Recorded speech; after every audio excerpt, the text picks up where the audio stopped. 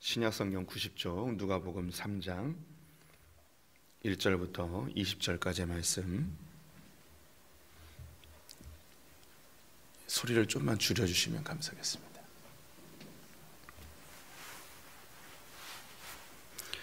누가복음 3장 1절부터 20절까지의 말씀 한 절씩 교독하시겠습니다. 디베레 황제가 통치한 지 15해 곧 본디오 빌라도가 유대의 총독으로, 헤롯이 갈릴리의 분봉왕으로, 그 동생 빌립이 이두레와 드라고니 지방의 분봉왕으로, 루시니아가 아빌레네의 분봉왕으로, 한나스와 가야바가 대제사장으로 있을 때에 하나님의 말씀이 빈들에서 사가랴의 아들 요한에게 임한지라. 요한이 요단강 부근 각처에 와서 죄 사함을 받게 하는 회개의 세례를 전파하니, 선지자 이사야의 책에 쓴 바 광야에서 외치는 자의 소리가 있어 이르되, 너희는 주의 길을 준비하라, 그의 오실 길을 곧게 하라. 모든 골짜기가 메워지고 모든 산과 작은 산이 낮아지고 굽은 것이 곧아지고 험한 길이 평탄하여질 것이요, 모든 육체가 하나님의 구원하심을 보리라 함과 같으니라. 요한이 세례 받으러 나오는 무리에게 이르되, 독사의 자식들아, 누가 너희에게 일러 장차 올 진노를 피하라 하더냐. 그러므로 회개에 합당한 열매를 맺고 속으로 아브라함이 우리 조상이라 말하지 말라. 내가 너희에게 이르노니 하나님이 능히 이 돌들로도 아브라함의 자손이 되게 하시리라. 이미 도끼가 나무 뿌리에 놓였으니 좋은 열매 맺지 아니하는 나무마다 찍혀 불에 던져지리라. 무리가 물어 이르되, 그러면 우리가 무엇을 하리이까? 대답하여 이르되, 옷 두 벌 있는 자는 옷 없는 자에게 나눠줄 것이요, 먹을 것이 있는 자도 그렇게 할 것이니라 하고, 세리들도 세례를 받고자 하여 와서 이르되, 선생이여, 우리는 무엇을 하리이까 하매, 이르되 부가 된 것 외에는 거두지 말라 하고, 군인들도 물어 이르되, 우리는 무엇을 하리이까 하매, 이르되 사람에게서 강탈하지 말며 거짓으로 고발하지 말고 받는 급료를 족한 줄로 알라 하니라. 백성들이 바라고 기다림으로 모든 사람들이 요한을 혹 그리스도신가 심중에 생각하니, 요한이 모든 사람에게 대답하여 이르되, 나는 물로 너희에게 세례를 베풀거니와 나보다 능력이 많으신 이가 오시나니 나는 그의 신발끈을 풀기도 감당하지 못하겠노라. 그는 성령과 불로 너희에게 세례를 베푸실 것이요, 손에 키를 들고 자기의 타작마당을 정하게 하사 알곡을 모아 곳간에 들이고 쭉정이는 꺼지지 않는 불에 태우시리라. 또 그 밖에 여러 가지로 권하여 백성에게 좋은 소식을 전하였으나, 분봉왕 헤롯은 그의 동생의 아내 헤로디아의 일과 또 자기가 행한 모든 악한 일로 말미암아 요한에게 책망을 받고 그 위에 한 가지 악을 더하여 요한을 옥에 가두니라. 아멘. 오늘도 주님의 보좌 앞으로 나오신 성도님들에게 하나님의 은혜와 평강이 함께 하시기를 축원드립니다. 누가복음 3장 함께 살펴보도록 하겠습니다. 누가복음은 인자로 오신 예수 그리스도에 대해서 이야기하고 있습니다. 유대인들이 아닌 이방의 헬라 사람들에게 누가복음이 쓰여졌는데요, 그들에게 예수는 어쩌면 하나님의 아들로 더 가깝게 느껴질 수 있고 신적 존재로 더 가깝게 느껴질 수도 있었을 것입니다. 하지만 이 예수 그리스도가 인간의 모습으로 오심, 하나님이 어떻게 인간으로 오시는가, 이 부분에 대해서 누가는 집중하여 보여주고 있습니다. 그래서 우리가 이제 앞에서 본 것이 예수님이 오시기 전에 하나님이 어떤 일들을 하시고 준비하셨는지를 함께 나누었습니다. 마리아와 또 사가랴 제사장, 그리고 시므온과 안나 선지자들을 통하여서 예수님이 오시기 전에 하나님이 어떤 준비를 하였는지 함께 보았고요. 그리고 누가복음의 제일 중요한 열쇠라고 할 수 있는 예수님이 가장 처음에 성전에 올라가신 것이 초태생을 하나님께 드리는 정결 예식을 하기 위하여 마리아와 요셉이 그의 아들 예수를 데리고 성전에 올라간 일이었습니다. 이 당시 이 유대인의 이 절기 이 예배 때는 초태생을 주님께 드리면 그 이후의 것은 다 하나님께 드리는 것으로 인정을 받았습니다. 하나님께 드려지고 다 자기의 것으로 돌아오게 되는데요.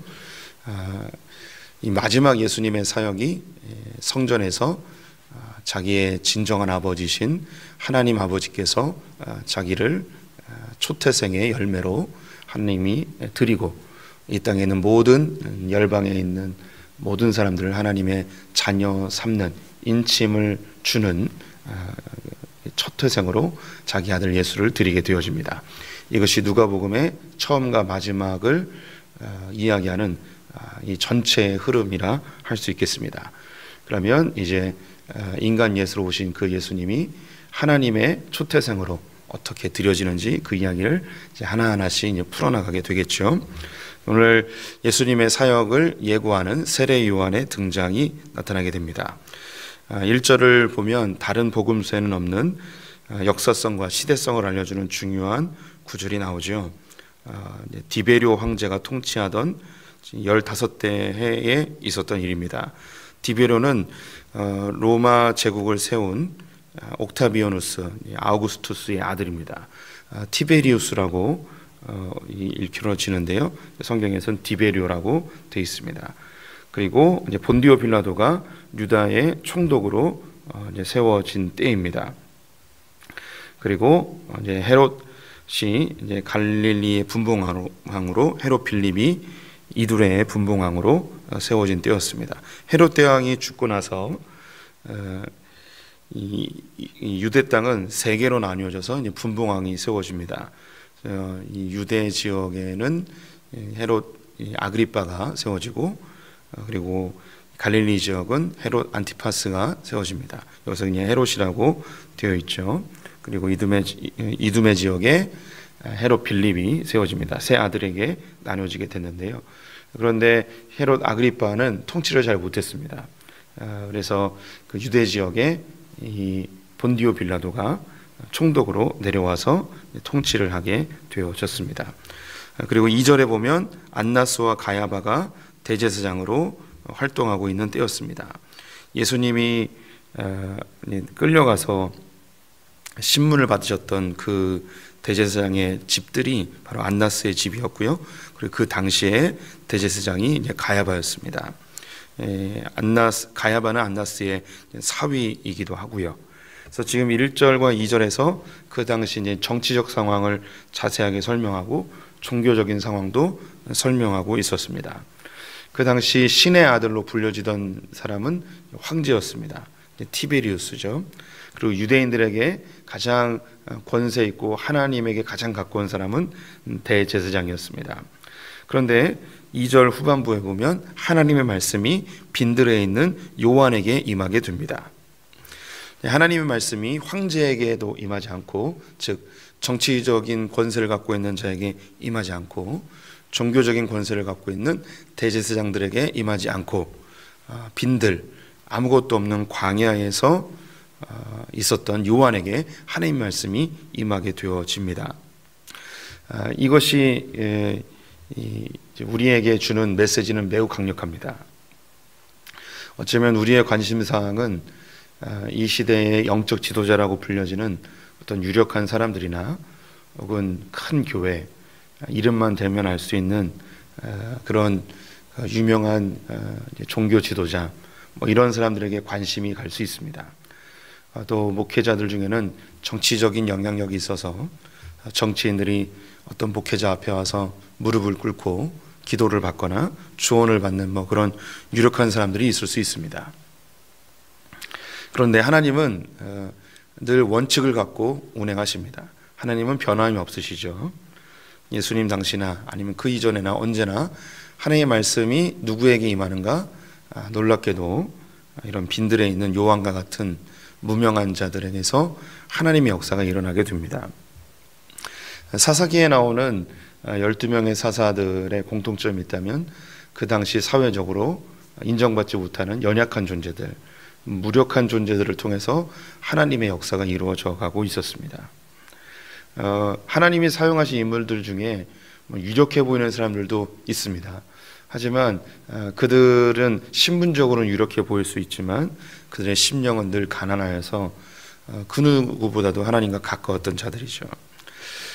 그래서 저희가 이제 신학교 다닐 때도 늘 교수님들이 하셨던 이야기가 정말 하나님이 쓰시는 자들은 우리가 알고 있는 그런 유명한 목회자들이 아니고 이름 없는 숨어 있는 그런 하나님의 사람들이 늘 있다고 이런 이야기를 하곤 하셨습니다.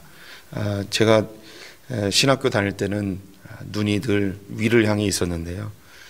나도 저렇게 이름을 알리는 유명한 목회자가 되고 싶다 그런 마음이 있었는데 주님과 점점 가까워지면서 드는 생각이 하나님이 정말 사용하시고 이 시대의 소금처럼 빛처럼 이 땅을 거룩하게 빛내는 사람들은 오히려 그런 분들이 아니고 숨어있는 저 어촌이나 섬이나 산골이나 그 어딘가에서 이름 없이 빛도 없이 묵묵히 하나님 바라보고 있는 그런 분들이 아닌가라는 생각을 계속하게 되어집니다.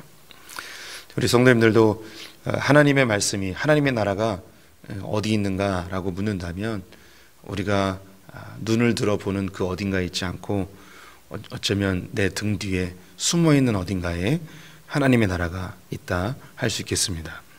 이것은 누가복음에서 보여주는 아주 중요한 메시지인데요. 오늘 이제 요한이 그 부분도 언급을 합니다. 예수님의 삶을 축약해서 살았던 사람이 요한이라 할 수 있겠는데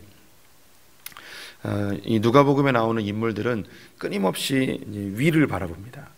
인생의 이 화려한 위치에 놓여질 수 있는 그 어딘가를 계속 바라보는데 예수님은 그 등 뒤를 계속 보게끔 유도하십니다. 오늘 요한이 세례를 베풀게 되었을 때에 사람들이 많이 찾아 나옵니다. 이 사람들이 찾아 나오는데 이 사람들에게 너희가 회개해야 된다. 그래야지 하나님 나라에 들어갈 수 있다라고 이야기하면서 사람들에게 하였던 그 물로 세례를 받는 것 그거보다 더 중요한 정말 진정한 회개가 무엇인지 알려주죠. 11절 말씀을 보면 대답하여 이르되 옷 두 벌 있는 자는 옷 없는 자에게 나눠줄 것이요 먹을 것이 있는 자도 그렇게 할 것이니라. 그 뒤에 세리들이 찾아 나옵니다. 13절에 이르되 부가된 것 외에는 거두지 말고 군인들이 또 찾아 나오는데요. 14절 후반부에 보면 사람에게서 강탈하지 말며 거짓으로 고발하지 말고 받은 급료를 족한 줄로 알라. 요한이 세례를 줄 때에 유대인들이 세례를 받으러 찾아 나옵니다. 그러자 요한이 그들을 향하여서 하였던 이야기가 뭐냐면 독사의 자식들아 라고 이야기합니다. 매우 큰 저주이죠.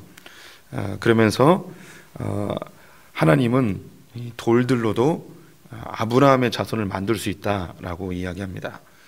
그들은 이 바벨론에 의해서 예루살렘이 파괴되어진 이후에 하나님이 왜 이 유다 땅을 심판하셨는가 고민하게 되었고 율법대로 살지 아니었다고 결론을 내렸습니다. 그래서 율법을 613가지로 정하여서 이것을 잘 지키면 하나님이 자신의 나라를 회복할 것이라고 생각하였고 그들은 정결례를 아주 잘 지켰습니다. 몸을 깨끗하게 씻어서 거룩하게 유지하면 하나님이 복 주실 거라고 생각을 했습니다. 그리고 스스로 자신들이 이것을 잘 지키면 아브라함의 자손이다 라고 이야기하죠. 종교적인 행위들을 잘하고 몸을 잘 씻으면 아브라함의 자손이다 라고 스스로 생각했는데 요한이 볼 때는 너희들은 아브라함의 자손이 아니고 독사의 자식이다, 다른 말로 사탄의 자식들이다 라고 이야기하는 겁니다. 그들은 종교적으로는 완벽해 보였을지 모르겠지만 그들은 아브라함의 자손이 아니라는 거죠. 그럼 아브라함의 자손이 누구냐? 진짜 아브라함의 자손이 누구냐? 진짜 구원받은 자들이 누구냐? 종교적인 행위를 잘하는 것이 아니고 내가 종교적인 열심으로, 종교적인 외형적인 모습으로 내가 이것을 잘하면 복을 받겠지, 더 잘 풀리겠지, 더 하나님이 나에게 좋은 것으로 갚아주시겠지, 이렇게 생각하는 행위주의, 공로주의, 율법주의로는 결코 아브라함의 자손이 될 수 없다는 것입니다. 이것은 구약에서 끊임없이 이야기하는 것이죠. 그럼 어떻게 하면 하나님 나라가 되고 하나님의 자녀로 인칭을 받을 수 있는가? 구약에서 이야기하기를 고아와 과부와 가난한 자들을 잘 돌보고 공의와 정의도로 행할 때에 하나님 나라가 이루어질 것을 이야기합니다. 이것을 요한이 똑같이 얘기해요. 옷 2벌 있는 자는 하나를 나눠주고 먹을 것이 남은 자들은 가난한 자들에게 나누어 주어라. 세리들은 공정하게, 공의롭게 정해진 세금만 받고, 군인들은 공의롭게, 정의롭게 자기가 받은 급료에 족한 줄 알고 자기가 갖고 있는 권력으로 남의 것을 빼앗지 말고, 또 고의적으로 고발하여서 그를 괴롭히거나 합의를 유도하여 돈을 받아내려 하지 말라. 이것이 가난한 자, 고아와 과부를 돌보고 정의와 공의를 행하는 구약에서 끊임없이 이야기하는 하나님 나라의 질서가 여기에 담겨져 있습니다. 이것을 좋은 열매라고 이야기하고 있는 것이죠. 이 당시에 있었던 유대인들이나 혹은 구약 시대에 하나님의 심판을 받았던 이스라엘이나 지금 오늘날 살고 있는 우리 크리스찬들이나 똑같은 위치에 있습니다. 저를 포함해서 우리 모두가 하나님 앞에 내가 종교적인 열심이나 혹은 이 하나님 앞에 정결한 삶이나 거룩한 행위나 뭐 이런 것들을 하나님 앞에 보이면서 내 내면 속에 있는 근본적인 욕구는 이 종교적 행위로 하나님께 더 큰 복을 받거나 하나님께 인정을 받거나 사회적으로 좋은 위치에 오르거나 이런 것에 우리의 관심이 놓여질 수 있습니다. 이건 너무나 자연스러운 인간의 욕구입니다. 평탄해지고 싶고 성공하고 싶고 안정적인 삶을 살고 싶은 욕구가 우리에게 매우 강력하게 있습니다. 이것이 하나님께서 우리에게 나쁘다라고 이야기하는 게 아니에요. 하나님은 이런 외형적으로 보여지는 이런 것들을 자연스러운 열매라고 이야기합니다. 하나님과의 관계를 잘하고 하나님이 원하시는 뜻대로 살게 되어지면 아주 자연스럽게 나타나는 열매이지 이것이 신앙생활의 목적은 결코 아니라는 것이죠.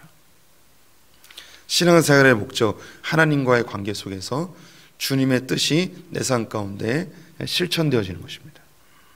그것이 이루어지면 우리가 원했던 것, 마태복음에 이야기하는 이 모든 것들을 너희에게 더하시리라. 무엇을 먹고 마시고 입는가, 이 부분은 자연스럽게 따라오는 것이지 우리가 집중해야 될 것은 그의 나라와 그의 의, 즉 오늘 이 요한이 이야기한 것처럼 가난한 자들을 돌보고 정의와 공의를 행하는 것, 이것이 이루어지면 하나님의 나라와 의에 집중하게 되면 먹고 마시고 입는 것은 자연스럽게 따라 나오는 결과들이라고 이야기하고 있습니다. 우리는 하나님 앞에서 어쩌면 독사의 자식들아라는 질책을 받을 수 있는 충분한 위치에 놓여 있습니다. 우리가 하나님을 이용해서 나의 유익을 취하려 하는 그런 우상 숭배자들이 될 수 있는 위험성에 늘 노출되어져 있죠. 오늘 이 새벽에 다시 한번 나의 신앙을 점검해 보았으면 좋겠습니다. 오늘 이 새벽에 새벽을 깨우고 하나님께 나왔는데요. 이 새벽 예배의 모습도 어쩌면 우리의 공로가 되어질 수 있습니다. 오히려 이 새벽을 하나님하고 더 가까워지는 시간, 또 나를 복종시켜서 주의 뜻대로 살고자 하는 그런 결단의 시간이 되어지길 원합니다. 이 새벽 기도는 결코 우리의 공로가 될 수 없습니다. 이것을 가지고 하나님께 무엇을 달라 할 수 있는 그런 그 어떤 우리의 자랑도 될 수 없습니다. 때는 어떤 특정한 시기에 서원의 제목으로 우리의 행위를 드릴 수는 있습니다. 하나님, 내가 언제부터 언제까지 새벽기도를 하겠습니다. 주님 서원합니다. 주님 이것을 통해서 이 기도 제목을 응답해 주십시오. 뭐 이렇게 우리가 주님께 서원의 도구로 충분히 이용할 수 있습니다. 하나님은 그런 것을 나쁘다 이야기하지 않습니다. 그런 특정한 목적을 가지고 하나님께 특별한 기도를 할 수 있지만 이 행위 자체가 주님께 그 어떤 자랑도 공로도 될 수 없습니다. 제가 목사이기 때문에 목회를 하나님께 충성스럽게 감당한다 해서 이것이 어떤 공로나 하나님께 복을 받는 수단이 결코 될 수 없습니다. 열심히 목회하고도 하나님께 그냥 버림받을 수도 있는 것이죠. 늘 우리의 신앙의 중심이 하나님의 나라와 그의 의에 집중이 되기를 소망합니다. 예수님은 주님께 헌신했습니다. 주님께 충성했죠. 근데 그 결과는 무엇이냐면 하나님께 복을 받는 게 아니고 십자가에 달려 죽으십니다. 요한 역시 이 메뚜기와 석청을 먹으며 광야에서 주의 길을 충성스럽게 예비하였습니다.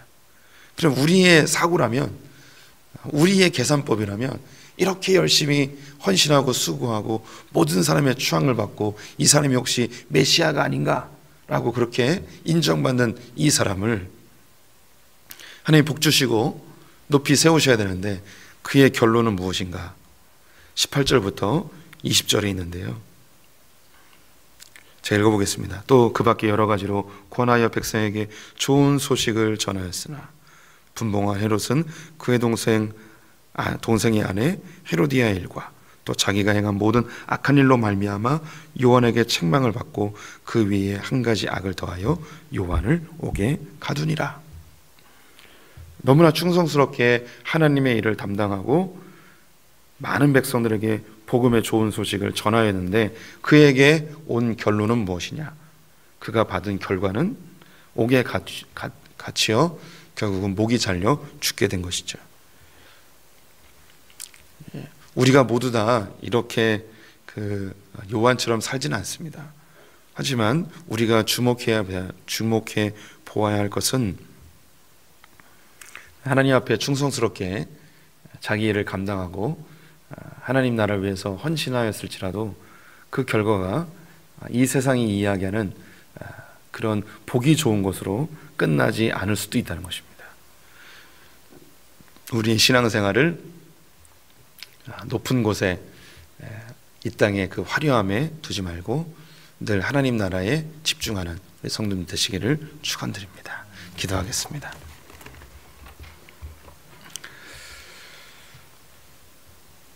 하나님, 우리가 예수를 좇는 제자임을 고백합니다. 예수의 삶을 따라가길 원하고 예수를 닮길 원하는 하나님의 귀한 권속들이 이 자리에 모였습니다.